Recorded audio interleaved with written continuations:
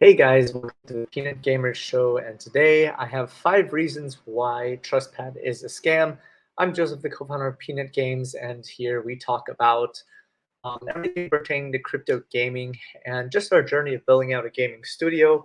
So the reasons why TrustPad is a scam is the first one is that they they you bought anybody who bought tokens on TrustPad basically got their tokens scammed because they all of a sudden didn't want to release it. And just the backstory behind that is Blocktopia was a really killer thing that just crushed it. You can see all-time high, which um, you'd be lucky to have sold at that was 713x. And the last 30% of what you buy, they decided to just not give it. Even though Blocktopia released it to TrustPad, TrustPad said, oh, we're not going to give it to the people who bought it just because you don't still own our token. And they forfeited it. Technically, that's saying, hey, you give me $5 and I'll give you something 1 year later, hoping that the price is good. And then 1 year later comes and you say, oh, you know what, you don't still own my token. Um, and that's a scam, right? Like that's a direct scam. It's really shameful what they did. And, if this was like regulated, they would go to jail 100%. The second reason why they're a scam is the team responds very badly on Telegram. You'll notice when you check through chats, they're just very bad in how they respond. This should have been a sign that this was a really bad chain. Actually, when I first reviewed TrustPad a long time ago, I mentioned this and I said, yo, like this is a really bad launchpad, but in a bull run, you're going to make money and it makes sense, right? So the third reason is they're a DAO all of a sudden, right? They're like, oh, we are voting, like everybody voted for you to not get your tokens. And it's like, yo, like you can't do that. Because in the end, like it's the team who's like voting and stuff like that. And it's not really the people. So in that case, what they can do is they can suddenly be like, oh, you know what? We vote to all of a sudden own all of your tokens. And it's like, you don't know what can happen with them, right?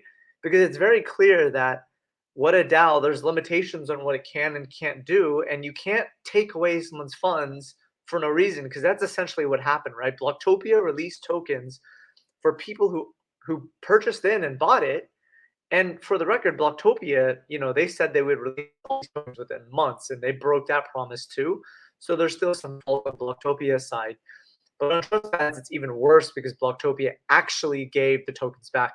Other than not just Blocktopia, there's other things that people did as well, other projects too. You can see the disclaimer up here. Any future uninvested tokens, if you participate, if you don't restake before this, then you're going to lose all of your tokens, which is just very unfair. The fourth reason is they claim that it's IDO, right? They're like, oh, we're the safest launch pad, except so far I've never seen a launch pad that just did what they did, and there's zero details on it. And you always want to be wary of someone who like just says that they're X and X, but zero details on it. That should have been a sign as well. If you go through their very, very vague white paper, their facts, like you're not going to get any details. You're going to get like nothing. Um, there's no mention of safety. There's no mention of the team. There's nothing. The only thing they got is this, and it's really poorly written. Um, you can see here, this is their tokenomics. You don't even know if they could choose to change this total supply. Obviously, the contract says so, but they could always issue a new token. They can do whatever they want, and they have a track record now. So I would be very wary of what I do. Um, and you don't know what they'd use for marketing, etc. The fifth and final reason is their advertised staking is definitely a lie, right? They have staking rewards of 10%, and yet they're saying that if you stake for a period of 195 days, which is 3 years, you're going to get 22% APY. There's going to be all these boosters and all this stuff. But the reality is at some point, this staking is going to run out.